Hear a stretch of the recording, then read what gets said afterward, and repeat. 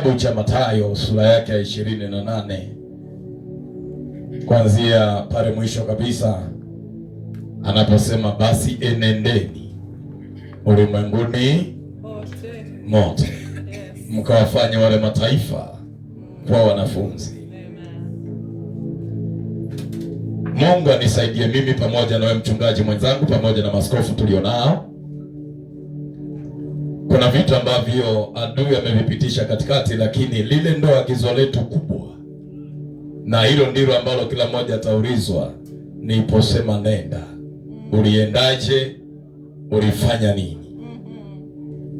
Sijaona pale kama kunasema kwamba enendeni ukaanzishe kanisa lako alafu sishirikiane na wenzako. Hapana, ni kwenda kuwafanya mataifa kwa wanafunzi, bila kujali unashirikiana na mtu gani. Swala ni je, hao mataifa wamefanyika wanafunzi? Kama wamefanyika wanafunzi ni jambo jema, lakini ndilo agizo kubwa ambalo Yesu hasa ametutuma mimi pamoja na wewe.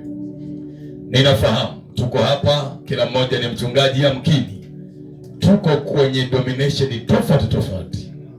Yule na kanisa lake jina lake, yule na kanisa lake jina lake, yule na kanisa lake jina lake. Ni sahihi, lakini tunapokuja hapa kama mwili wa Kristo, tunaweka pembeni madhehebu yetu, tunafanya kazi moja ya ufalme wa Mungu. Na hii inaonyesha kwamba tunapendana sisi kwa sisi. Maana maandiko yanasema huwezi ukasema unampenda Mungu kama hata jirani yako unamwona ni kituko mbele ya macho yako.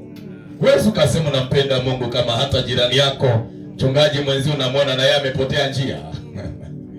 Tunahitaji kupendana. Tunahitaji